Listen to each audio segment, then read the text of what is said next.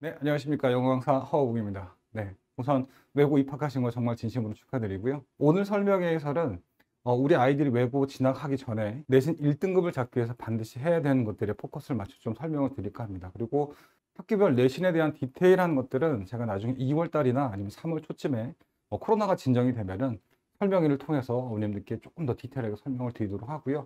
오늘 제가 준비한 거는 입학하기 전에 무엇을 준비해야 되는지, 그리고 그것이 왜 중요한지에 대해서 좀 포인트별로 제가 설명을 드리고자 합니다. 부득이하게 지금 마스크를 쓰고 설명회를 진행하는 거 조금 양해 부탁드리고요. 제가 PPT 띄워서 같이 설명을 드리도록 하겠습니다. 왼쪽 하단에 보시면 유튜브에 제 채널이 있으니까 검색해 보시면 제 실제 강의 영상 참고하실 수 있으실 것 같습니다. 제가 13년 동안 외국 아이들을 강의를 하다 보니까 느끼는 건데, 요즘 아이들이 표면적인 해석은 굉장히 잘합니다. 단어도 많이 알고 구문도 많이 알고 문법도 굉장히 잘하기 때문에 1차 가공은 굉장히 잘해요. 표면적인 해석은 굉장히 잘하는데, 문제는 뭐냐면 독해에서 굉장히 힘들어하는 부분을 많이 봅니다. 해석본을 보고도 심지어는 이해를 못하는 경우가 굉장히 많기 때문에 이번 겨울방학 때에는 반드시 이 부분을 완벽하게 대비를 시킨 후에 내신 대비에 들어갈 수 있도록 진행을 할 예정이고요. 모의고사 잘 본다, 토플 잘 본다, 탭스가 고득점이다, 내신하고는 전혀 상관없습니다.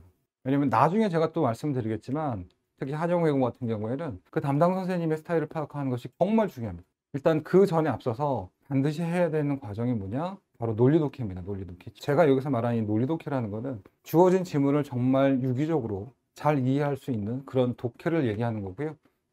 두 번째는 뭐냐면요, 인풋은 최소화해야 되고 아웃풋은 극대화시켜야 됩니다. 왜냐하면 워낙에 시간이 없어요. 외고 아이들은 수행평가도 굉장히 많고 공부에 대한 양이 어마어마하다 보니까 영어 한 과목에 모든 시간을 투자할 수가 없습니다. 그러면 어떻게 인풋은 최소화시키고 어떻게 아웃풋은 극대화시키는지 그 점이 궁금하실 수가 있는데, 출제되는 모든 내용들을 포인트만 잡아서 공부를 할 수 있도록 시간 관리를 해야 되는 거죠. 그리고 남은 시간은 다른 과목에 더 투자를 할 수 있어야 되고, 영어 한 과목의 성적을 높이기 위해서 너무 많은 과제를 한다거나 너무 방대한 양의 어떤 공부를 하게 된다면은 다른 과목에 영향을 줄 수밖에 없습니다. 그래서 인풋은 최소화, 그다음에 결과물인 아웃풋은 극대화시키는 거. 이 전략을 꼭 기억을 하셔야 됩니다. 그러기 위해서는 당연히 시험 범위 안에 있는 독해 지문을 효과적으로 읽는 습관이 굉장히 중요하겠죠. 그리고 그거를 이번 겨울방학 때 완벽하게 마스터할 수 있도록 해드리겠습니다.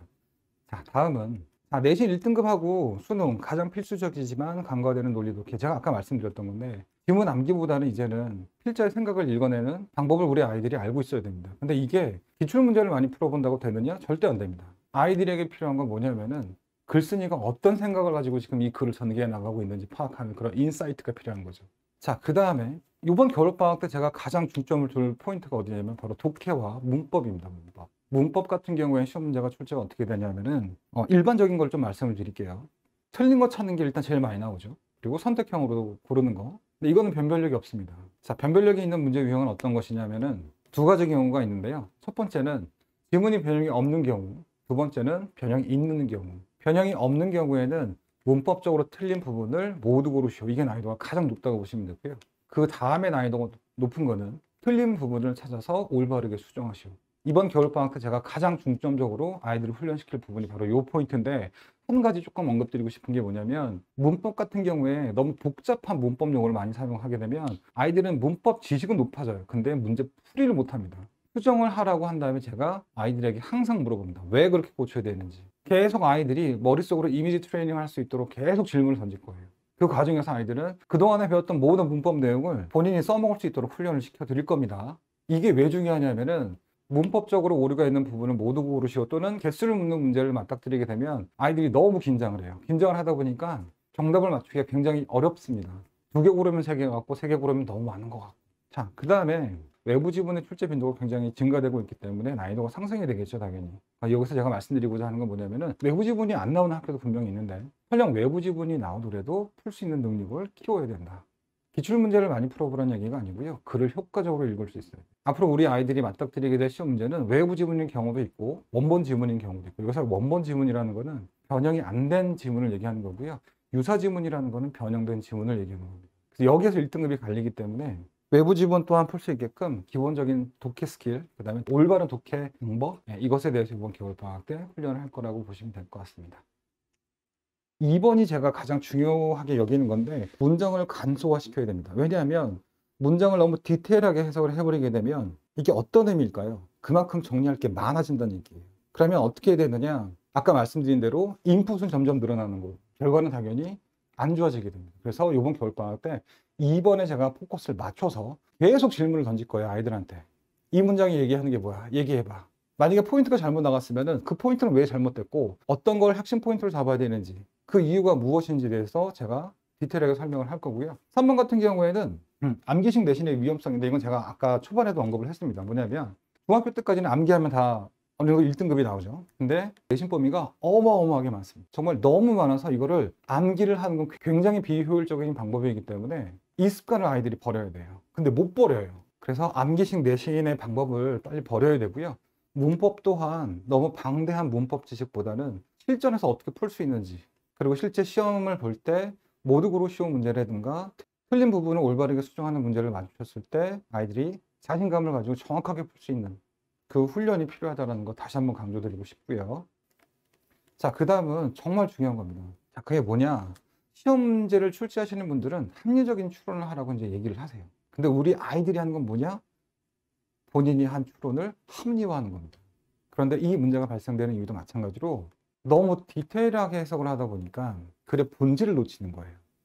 그리고 이 추론의 합리화의 가장 큰 문제점이 뭐냐면은 자신이 정답이다라고 합리화를 해버리는 순간 그 선택지 말고 나머지 것들이 정답으로 절대 안 보여요. 다시 읽어봐도 정답을 찾아내기가 어렵습니다. 그래서 제가 수업 시간에 계속 질문을 던지는 이유가 뭐냐면은 아이들이 선택한 그 선지에 대한 어떤 근거가 뭔지를 계속 확인을 할 거예요. 근거가 본인의 경험에서 나온 건지 아니면 지문에 있는 내용을 갖고 설명을 하는 건지 계속 질문을 하면서 이게 합리적인 추론인지 아니면 추론의 합리화인지 아이들이 직접 느낄 수 있도록 제가 수업을 진행을 할 예정이고요. 만약에 우리 학생들이 지금 만약에 이 영상을 보고 있다면은 지금 잠깐 퍼즈 하시고 시간을 정확하게 1분 정도 쓰시면 됩니다. 이 문제 한번 풀어보시고 그 다음에 제가 설명하는 거 들으시면 되고요. 어머님들은 3월달 개학하고 나서 우리 아이들이 공부하게 되는 지문을 어떻게 읽어 나가야 되는지 제가 설명을 드릴 테니까 같이 한번 읽어보시면 될 것 같아요. 자, 일단 대부분의 사람들은 작은 차가 덜 안전하다고 생각을 합니다. 맞죠?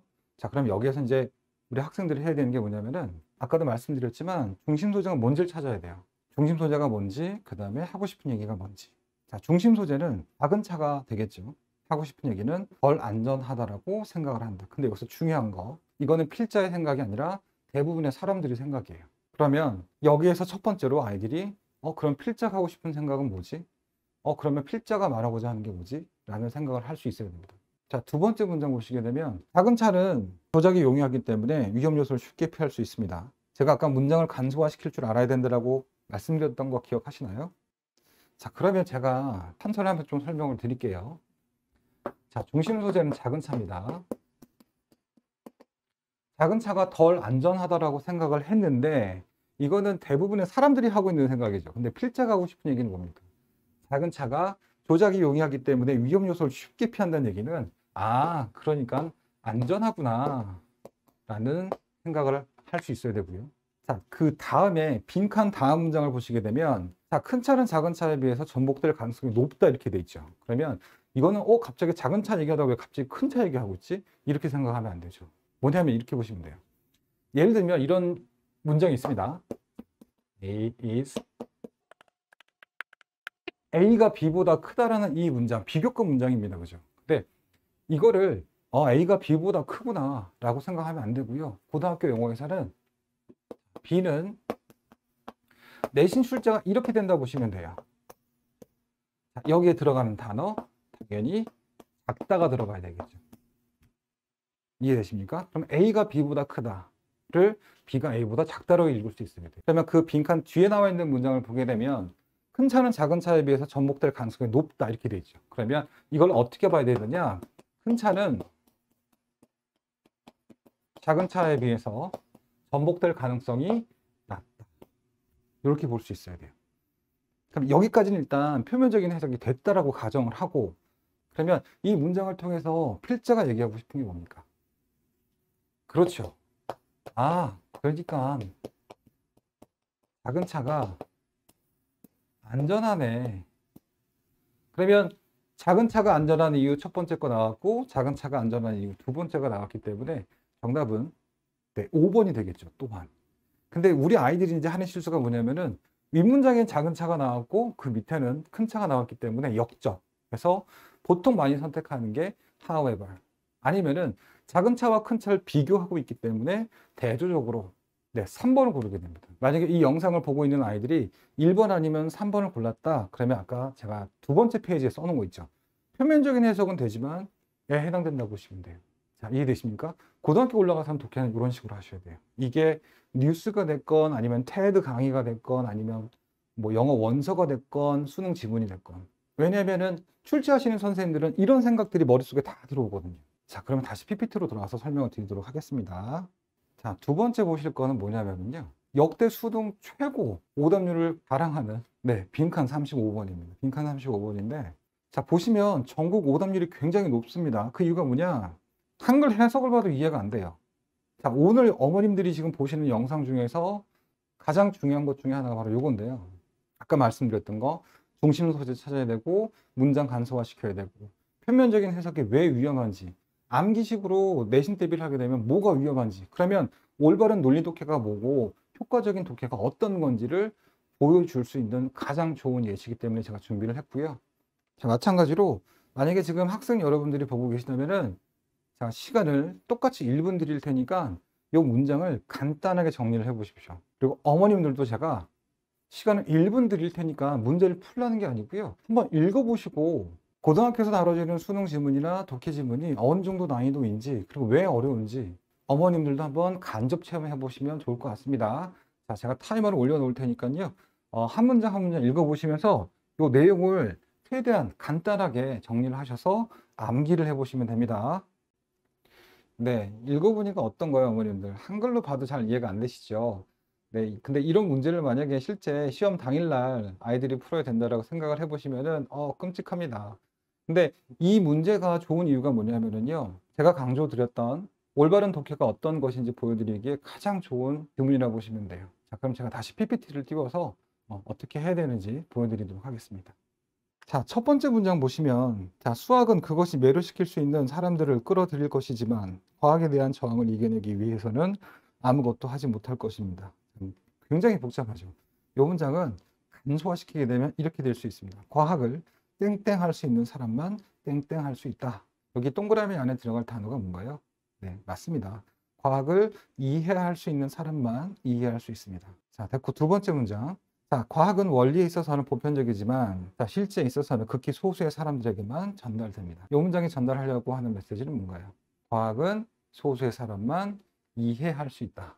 자, 3번에 수학은 이른바 마찰이 없는 가장 고차원적인 유형의 소통 기술로 간주할 수 있는데 수학과는 정반대편에서 과학의 성과들은 말을 사용하지 않고 그 실제적 이득을 보여준다. 굉장히 어렵죠.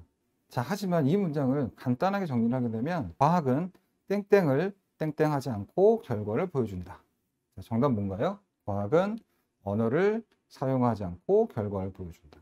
자, 4번 문장에 자, 하지만 그러한 성과들은 양면적인 성격을 갖습니다. 자, 5번에 과학으로서의 과학은 말로 전달되지 않는데 자, 이론적으로 말하자면 자, 5번 문장은 뒷페이지에서 보실게요, 여러분들. 자, 과학으로서의 과학은 말로 전달되지 않는데 이론적으로 말하자면 과학자들이 서로 의사소통할 때 모든 과학의 개념들은 수학화되는 것이고 자, 과학적 산물을 과학자가 아닌 사람들에게 나타낼 때에는 상술 또는 설득력 또는 화술 이렇게 보시면 되는데요.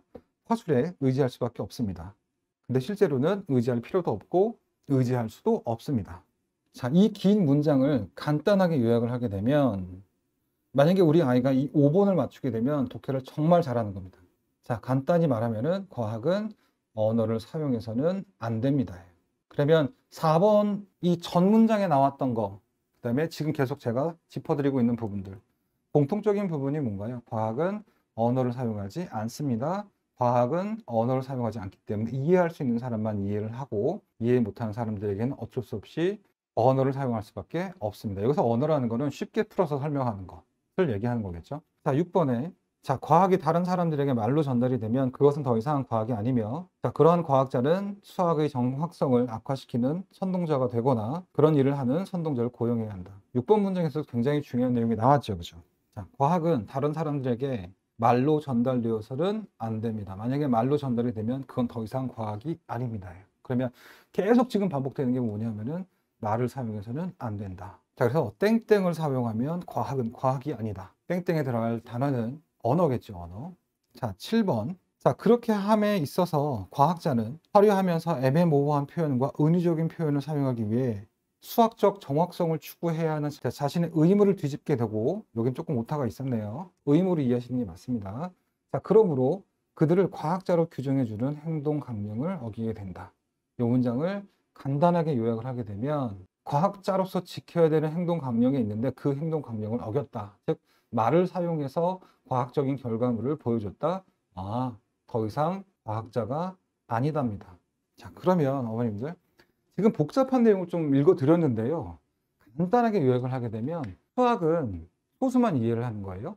그리고 과학은 언어를 사용하면 안 됩니다. 결과물을 보여줄 때. 과학자들끼리는 알아듣는데 일반인들한테 이 과학적 결과물을 설명할 때에는 언어를 못 알아들으니까 언어를 사용할 수밖에 없어요. 수학적 개념을 이해를 못하니까. 근데 문제는 뭐냐면은 언어를 사용해서 결과물을 보여주는 과학은 과학이 아닙니다. 그러면 이제는 제가 해드리려는 게 뭐냐면, 이 지문을 제목 문제로 만약에 변형을 했을 때 제목이 어떤 내용이 들어가야 되나요? 키워드만 뽑게 되면 과학, 언어 사용, 뭐 안 되는 거, 이런 내용이 들어가야 되겠죠. 그래서 이런 내용을 토대로 아이들이 지문을 읽어 나갈 수 있어야지 내신 대비도 마찬가지고요, 수능도 마찬가지고 효과적인 학습을 할 수 있습니다. 그래서 이번 겨울방학 때 제가 중점적으로 하려는 게 바로 이거예요. 지금 한 것처럼 아이들한테 해석을 제가 시키고 그 내용이 뭔지 요약하게 하고요, 중요한 포인트가 뭐고 중요하지 않은 포인트가 뭔지, 그래? 그러면 걔가 의미하는 게 뭔데? 라는 질문을 계속 반복해서 하게 될 겁니다. 제가 설명회 때 강조하는 게 있는데요. 뭐냐면은 7대3이라고 저는 이제 보통 얘기를 합니다. 일반적으로 이제 영어 수업을 듣게 되면 강사분들이 7을 하지요. 학생들은 3을 합니다. 자, 왜냐하면 강사분들이 수업 준비를 해 오시고 그거를 쭉 설명을 하면 우리 아이들은 받아 적고, 가끔 질문 들으면 그거에 대해서 대답을 하고, 그렇죠? 그러다 보면 생기는 문제가 뭐냐면은 아이들이 스스로 문제 해결할 수 있는 능력이 없어요. 이 중요한 시기에. 그래서 저는 어떻게 수업을 할 거냐면은, 제가 칠을 하는 게 아니에요. 아이들이 칠을 합니다. 계속 질문 던질 거예요. 얘가 의미하는 게 뭐니? 필자가 얘기하는 게 뭐지? 그러면 얘가 의미하는 게 이거니? 그러면 여기서 이 단어를 이렇게 바꿔도 되겠네? 만약에 이 문장을 이렇게 바꿨을 때는 맞는 말이야, 틀린 말이야? 계속 질문을 던질 거예요. 아이들은 3시간 동안 계속 문제만 푸는 거예요. 그러다가 만약에 포인트를 잘못 잡으면 그때 제가 3을 하게 되는 거죠. 그렇게 보면 안 돼. 왜냐하면 중심 소재가 이거고 필자가 얘기하는 건 이거니까. 그럼 이렇게 읽어야 돼. 그 추론은 맞긴 맞는데 범위가 너무 넓어. 아니면 이런 방향으로 가야 돼. 라는 피드백을 제가 계속 해드릴 거예요. 그러면 아이들은 3시간 동안 실제로는 수업을 듣는 건데, 강사가 던지는 거를 3시간 동안 쭉 받아 적고 이해하고 그래 정리하고 이런 수업이 아니고요. 아이들이 직접 하는 거예요. 3시간 동안. 만약에 7을 하는 수업을 들으면 우리 아이들은 이해가 잘 돼 라고 생각을 할 거예요. 근데 그 문제는 뭐냐, 당연히 제가 이해를 시키려고 하니까 이해가 잘 되겠죠. 본인이 이해를 하려고 해야 되는데 막상 본인한테 어떻게 이해했는지를 물어보게 되면 대답을 잘 못하게 되는 경우가 발생이 됩니다. 그 이유가 뭐냐, 강사분들이 수업 준비 형벌을 던져주기 때문에. 저희는 그 반대로 간다 보시면 돼요. 이거는 문법도 마찬가지고 독해도 마찬가지입니다. 계속 제가 질문을 할 거예요. 그리고 그 3시간 동안 계속 질문을 하기 때문에 아이들이 시간 가는 줄 몰라요. 굉장히 재밌어합니다. 틀려도 재밌어요. 왜? 뭔가 배우니까. 아까 과학자 나왔던 그 수능 지문이 만약에 시험 범위다 그러면 똑같이 할 겁니다. 그럼 똑같은 방법으로 진행을 할 거예요. 필자가 얘기하는 거 뭔데? 그럼 땡땡 안에 들어갈 게 뭔데? 이런 식으로 계속 머릿속으로 문제풀이를 시킬 겁니다. 그러면 자연스럽게 독해가 좋아지는 거예요. 그리고 인풋은 최소화하고 아웃풋은 극대화하고. 자, 다시 PPT로 설명을 드리도록 하겠습니다. 자, 커리큘럼입니다. 커리큘럼.